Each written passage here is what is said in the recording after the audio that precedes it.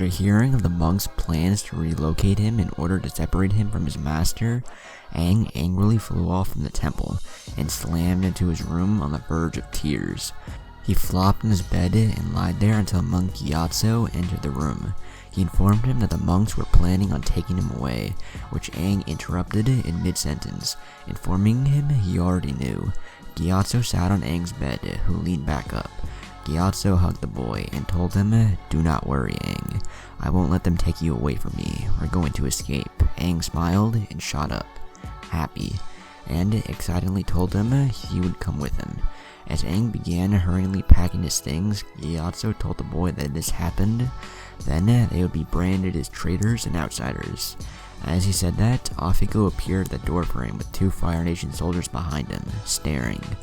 "Oh, not you, Gyatso. That'd be me." The 2 men then fired at the 2, Afiko laughing, and they both airbended a spiral of air to block it. Gyatso blasted the 2 men away and out of the door, knocking Afiko with them. Gyatso told Aang to leave by flying out of the window, pushing his glider on his torso, and shoving him towards the window. More men encircled the area, large blasts booming around them in different corners of the temples, fire blazing around every corner, and Aang was at ready to leave at his master's order. But turning around and seeing Gyatso being brutally attacked by the men, he spun around and violently spun a vicious wave at the soldiers, sending them flying backward far. He then went to the fallen Gyatso's side, who looked at him and said, "Very well, I guess it's your destiny to fight for our people." He then picked himself up and began to exit the room. Afiko had run out of the hallway and outside of the outer temple, where he was addressed by a soldier to help him fight the west wing. As he was showing great restraint, he then bended several hard rock pebbles from the ground and wiped them into a funnel of air, shooting them out at intense speeds as they slowly marched into the west wing. After running out, he violently blasted a large rush of air, destroying the center of a hallway, crushing a few monks. He then slowed as fire soldiers charged in, burning the walls and killing monks with blasts. Aang and Gyatso darted through the hallway. Thoughts surged through Aang's head, jumbled, stating words like insane and betrayal. The 2 were confronted by a pack of fire soldiers, and Aang grabbed his master and the 2 soared around them, and threw the 2 turns out of the hallway on an air scooter. They slid off as it evaporated, and were horrified to see the grievous sight of the vicious genocide before them. There were fires, falling debris, dead bodies, burned and bleeding. As Aang stood frozen in horror, Gyatso shouted at him as a fire blast was nearing him at great speeds. He gasped and Gyatso hurled himself in front of him, attempting to blow it away but missed, sending him burned and dead backwards. Aang saw horrified and screamed. As Aang stood, world spinning, a monk blew away the soldier, and he dropped to his knees as everything fell apart around him. He rolled, tears in eyes, speedily towards Gyatso to avoid another blast, and quickly shot a powerful blast at a balcony, causing it to fall and crush several soldiers. He then spun around fast and created a tornado, then spun and shot it backwards, spinning wooden rovers off the mountain. Monk Kino confronted the boy, and turned him around, telling him to leave or he would be killed in this wake, but was killed in the midst of speaking by a fire soldier, who broke his spine with a fire skiff into the tailbone. Aang leapt above him and slammed him into the ground before twisting and darting away. As he ran through the fire temples, he saw as more and more monks died. He defended himself as he dashed on, trying to aid every monk he saw being killed or attacked. But as he tried, all the monks around him were killed in the hour, burned or stabbed. Aang stopped running, out of breath and in tears, in the center of the temple, and passed to his knees in tears. He was now the last true Airbender, and he knew it. Afiko and several soldiers marched from the hallway and into the corner. Afiko told them to kill Aang, and were still, looking at each other for a few moments. Afiko urged them, asking, "Well, what are you waiting for? Burn him." But instead, they grabbed his arms and informed him that the Fire Lord thanks him, but didn't require his services anymore. Outraged, Afiko shouted in disgust, stating that they would never have gotten here if it weren't for him, and that he would not leave, not without a fight. He spun out of their grasp and blew them to the ground, knocking off their helmets. The 2 soldiers eyed each other. They both shot a large fire blast at the traitor in unison, killing him. Aang, seeing this, darted away, dashing up the walls before flipping to enter the bison sanctum, where Appa sat, grunting, soldiers and monks' dead bodies lying around him.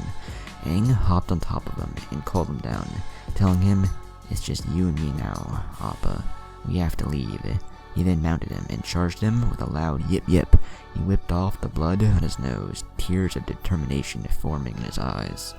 A raindrop dripped in front of him, and more came as it started raining. He looked down at the temple below him, where rain poured down on dead bodies. He then saw the buried corpse of Monk Gyatso and looked at it with content. He then turned to the other side, eye squinted, and breathed the air of resolution. Aang turned Appa downward, landing him in a small sanctum. He jumped off of him and walked away, Appa grunting. He walked over to the doorway and stopped, resting his hand there.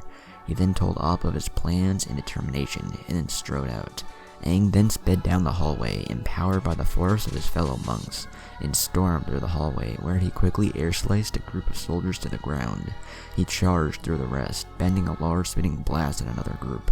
More soldiers came after him, firing at him, singing his foot, and then flipping over them. Once on the ground, he blasted them to the door. He continued this until he reached the roof, where he jumped off and spun into another temple, where he struck at the soldiers more, but more just kept coming, and he dispatched most. But some still hit him, not only with bending, but with bombs, weapons, and fists. He made a swoop with his leg on the ground, where he was kicked in the side. Grabbing his side on the ground, the soldier struck down at him, but he rolled and bent himself up and around him, kicking him in his back. Another soldier grabbed him and slammed him into the wall. Gritting in pain, another soldier pounded his head into it, causing it to bleed, and Aang cried in pain. He then tried to pull out, but was kicked in the stomach, and fell against the wall, bleeding. They cornered him, and Aang frantically looked around and saw a bleeding dead body of a monk. Seeing this, he angrily unleashed his avatar state and powerfully blew them through the outer walls.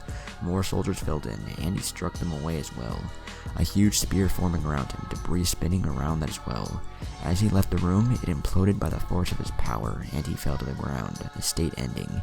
He shivered and picked himself up, and ducked as another blast came shooting his way. He slid along, blowing that soldier and others backward, then sprinting up the staircase where he jumped onto another roof and looked around. Swarms of more soldiers were all around him, and he shivered with fear. He didn't know what to do. Just then a pack of them attacked him, and he blocked them off before being pushed off of the roof. He caught himself with an air scooter while the soldiers fell and died. He then fell down, catching himself. He sighed and thought to himself that this is his last stand, and posed to fight. The soldiers poured everything they had on him, burning him in his arm, his thigh, and his chest. He blew so many of them away, crushing some under rubble, and others he slammed against walls. In the midst of the chaos, one soldier kneed him, another shot him in the arm with fire, and another pushed him off the side of the area, stumbling. As he fell, thoughts zoomed around him, images of his fellow monks, images of his past lives, and the faces of the soldiers. Finally, he opened his eyes, burning with glow, and shot upward, the full power of the avatar state unleashing on the soldiers. He burned them, struck them with earth, and blew them away with air. The state began to fade as the men poured it on him, and it flickered back and forth. His depleting burned arm stung, and he continued to stand, unleashing every ounce of power he could as he surged. But it took too much to do this, and Aang fell to the ground, dead. That week, as the Fire Lord's army spread throughout the world like fire, the Earth Kingdom's land was burned. Sozin's lust for power was strong and caused his empire to spread. By the end of the month, Sozin's son, Azulon, aged 15, had turned against him and killed him in his sleep. Ascending to the throne, he decided to use his armies to immediately attack Ba Sing Se, and succeeded after 300 days. The Earth Kingdom had fallen, and by the end of the year, the world had lost hope. Through all of this, the Avatar had still been reborn in the Water Tribe, and the small baby had a glimmer of hope. Perhaps the world could survive, after all.